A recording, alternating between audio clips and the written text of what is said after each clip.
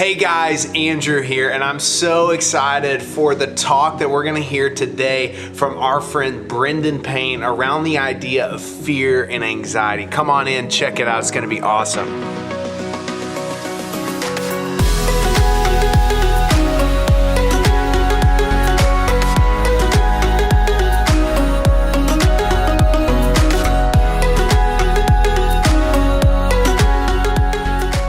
Welcome back, AIM students. My name is Brendan Payne, and today we have a video topic discussing fear and anxiety. And I want to ask you guys something. Are you guys afraid of heights in any way? Are you guys ever in a position where you're either on a roller coaster with a few friends at the lake, just going cliff jumping, or like at the pool one day in the summer and you're going off the high dive or something like that, and you get up there and you get those clammy hands, your feet are shaking, and your stomach feels like it's about to turn into knots?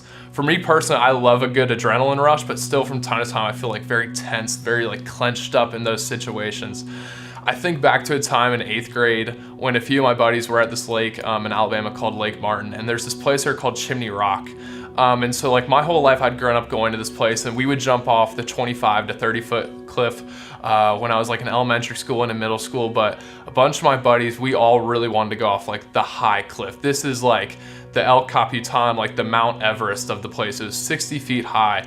And we all climbed up there, and when we had gotten to the top, we're looking down over this thing, and never in my life have I like just felt this immense terror. Like in my mind, I'm like, terror, terror, terror. I am no way jumping off this thing. It is way too high. And like, I remember we all were standing around for about probably 20 minutes just thinking, I was like, is anyone actually gonna jump off this thing? And by the end of it, I think like we all had just, in our minds, had just kind of done it off impulse. We all just said 3, 2, 1, and then we just leaped off. And when we had stepped over the edge, what the funny thing was, that fear and anxiety had just kind of, that was building up from the anticipation of what it would be to jump off, had just kind of all left in that one moment when you took that final leap of faith and that jump off the cliff. And I think a lot of the time that correlates to the fear and anxiety that we experience in our day-to-day routines in our lives that we have, whether that be in friendships in school, whether that be a test that we need to be passing to get an A in a certain class, or just in our dynamics with our family, with our parents, with our brothers and sisters. And that fear and anxiety, you guys know that feeling. If some of you haven't dealt with that anxiety before, I think you can relate in a way to maybe you were afraid to have a conversation with your parent because you did something wrong and you know you screwed up, and you almost feel helpless in a way. You feel overwhelmed. Like we can all relate to that feeling of you just feel so inequipped and incapable to carry on with your day-to-day life because you're so overwhelmed and consumed by that feeling of anxiousness of what is your future gonna look like. It feels uncertain to yourself.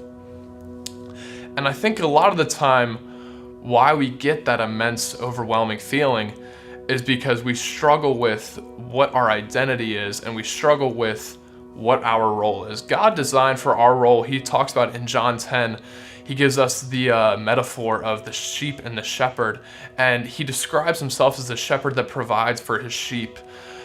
He provides them with food, with water. He protects them from the predators that will prey upon them. And we are designed and meant to be the sheep. We were never meant to be able to provide for ourselves. That is what God's role is for us.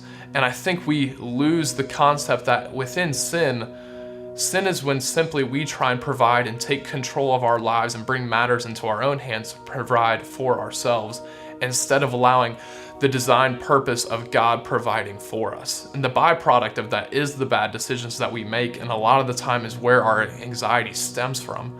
It's when you have that test that's coming up and you're like, I need to take this in my own hands, I need to study, I need to do all this.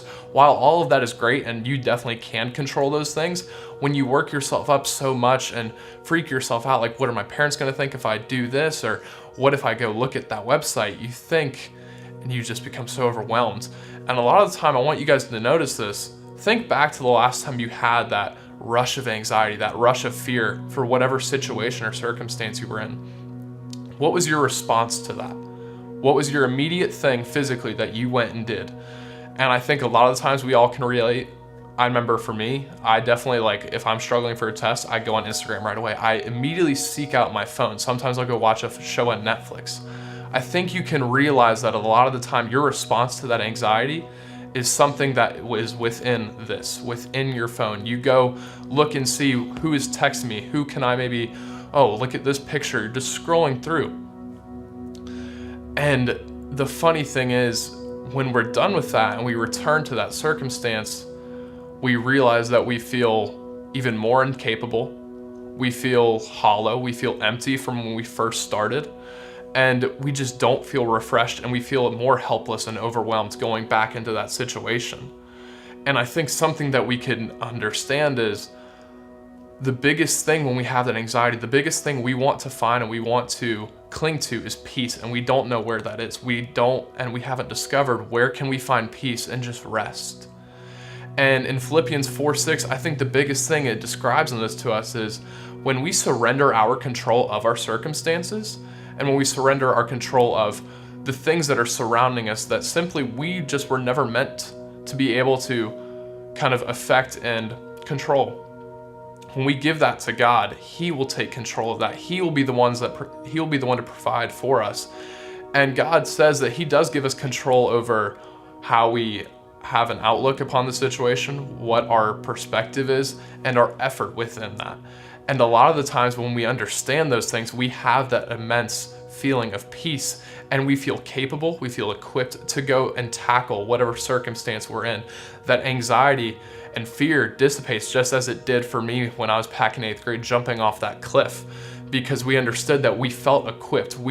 It was off impulse. You take that leap of faith out into what is maybe unknown, but you understand when you're out in that unknown, it's the most freeing, it's the most fulfilling, peaceful moment ever. And when you cling to that, I think the biggest thing is there's two paths when you have that anxiety.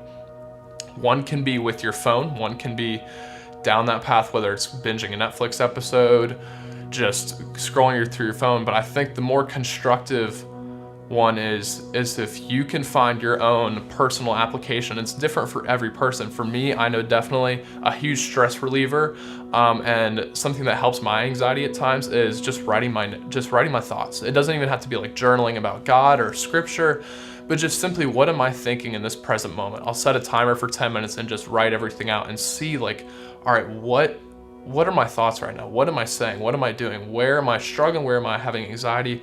And where can I find my peace? And I think a lot of the times I find in my notes that my peace is found in maybe just going outside and like connecting with God and His nature. I think the question you need to ask yourself is, when you are looking to cope with that anxiety, is what makes me come alive? What brings me so much joy and brings me close to God, whether that be going outside and just kind of feeling an intimate connection with God and His nature, whether that be working out or just even hanging out with friends. And I think it's so essential and key that when we find those things that we can cope with our anxiety and understand that God is the one that is in control, we can control our outlook and our perspective and our effort within those things, and leaving the rest to Him. We find a lot of the time that He has provided for us time and time again, and that through our investigation, He is through and through true. And so that's just some encouragement I wanted to provide with you guys for this week. I just praying over all you guys, and hope you guys have an awesome rest of the time.